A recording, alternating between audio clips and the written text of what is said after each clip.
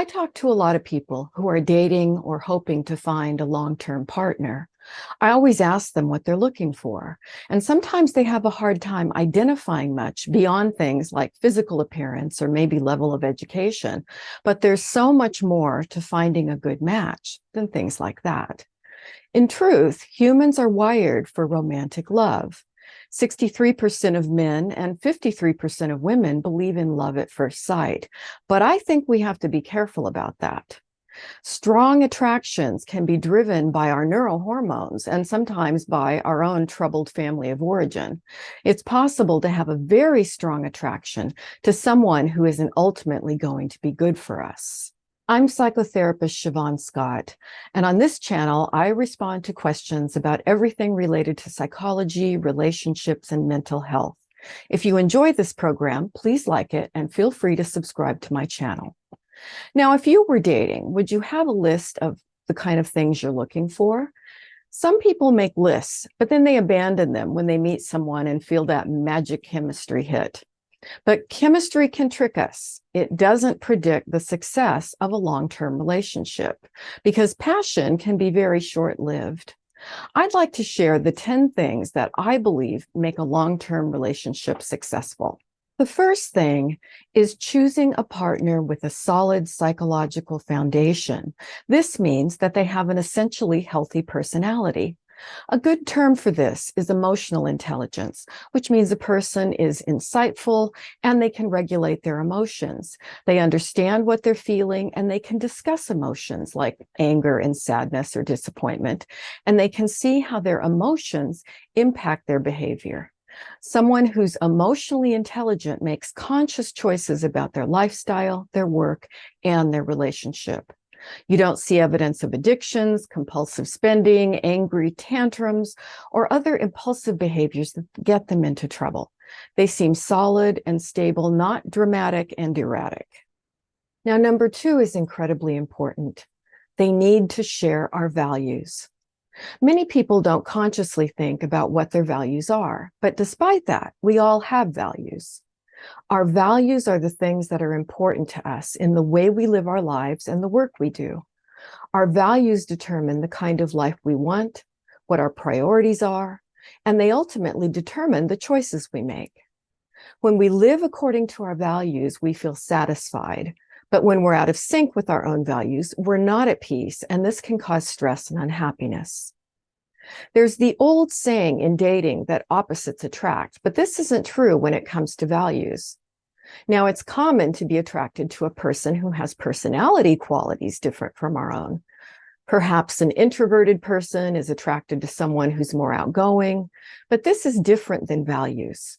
If two people don't share core values, they will never have a functional relationship because they'll find themselves in constant conflict and power struggles.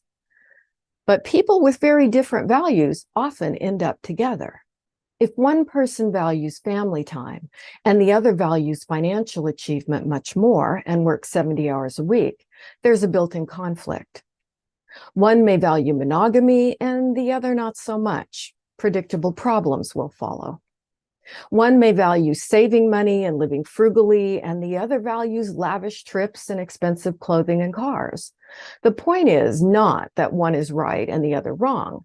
The point is that you can't make life as a couple work when people value entirely different things. When looking for a partner, we need to clearly understand our values so we can determine whether or not a new person is a fit. But this is more complicated than it sounds because sometimes we're muddled about what we really value, because values can shift and evolve with age and maturity. And this is one of the things that people often sort out in therapy. The third thing is that you want a partner with empathy. That means they work to understand your feelings and your point of view. They care about your feelings and your opinions and don't try to tell you how you're supposed to think or feel. Now, it's important to understand that manipulative people can feign empathy very well, often early on in a relationship. So you really need to know someone for quite a lengthy period of time to see if their capacity for empathy is really genuine. Number 4 is they communicate. Intimacy is all about communication, and partners who can talk about their innermost thoughts and feelings experience closeness and bonding. You shouldn't have to guess what your partner is thinking or feeling. And if a partner is angry, which is normal, we want them to have the ability to talk it through and problem solve, not go silent and withdraw. Chronic silent brooding kills intimacy and people grow apart. Number 5 is that they demonstrate respect, even when there are differences. Sometimes couples have to agree to disagree, but in a functional relationship, neither expresses contempt for the other person's point of view. Disagreements are normal. We can welcome them.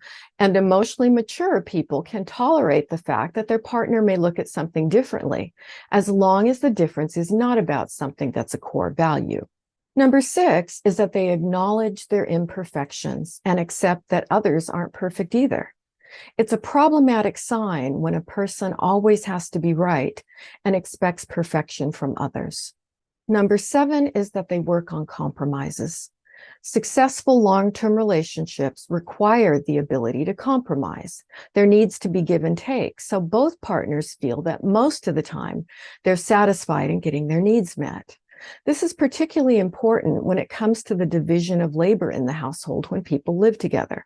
No matter how they divide up all the tasks from cooking to laundry to bill paying, both need to feel satisfied with the arrangement and that it's fair. Finances can be another tricky area. It can require a lot of creative problem solving and good communication to come up with a system that each are comfortable with. Number 8 is that they share affection in the way you need. Some people are more physically touchy than others, and some show affection through actions. In successful relationships, partners have worked out how to show affection to the other in the way that's meaningful to them. You don't have to do the same things, but you do need to do what the other person appreciates. And the effort, whatever it is, needs to be reciprocal. Affection is really glue for a couple. And more glue.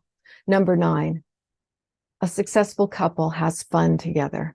I love it when people describe their partner as their best friend, the person they enjoy playing with. No two people always enjoy the same things, but in order to be close on a long-term basis, a couple should be able to regularly do some things together that are fun. When you're considering a new partner, are there things you can do together that you both enjoy? It's normal to have activities that you enjoy separately from one another. You don't have to be joined at the hip. But couples who continue to play together and experience joy have the happiest relationships. And finally, number 10, they share an overarching vision for the relationship and for their lives. Over the long term, they want the same things. If one wants children and the other doesn't, one wants a rural lifestyle, the other one wants to be in a big city. If one wants a house full of pets and the other hates animals, major conflicts are built in. Many couples come in for therapy in a very stuck place, and it's clear they don't share a vision for what they want their lives to look like. Sometimes I meet couples and I'm baffled about how they got together. They don't share values, interests, or activities. They criticize each other. They're not affectionate. And when I try to discuss their overarching vision for their relationship, they give me a blank look because this is impossible to imagine. None of us want to be stuck in a relationship like this. And this brings me to a final key point. Sometimes we have work to do on ourselves before we can choose the right partner.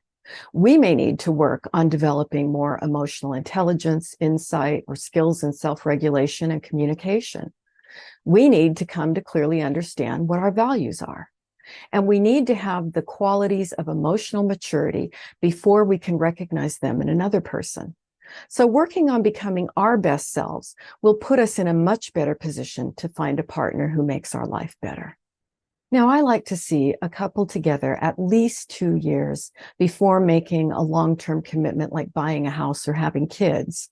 Everyone is on their best behavior early in a relationship, and it can often take a couple of years together before you really know how compatible you are.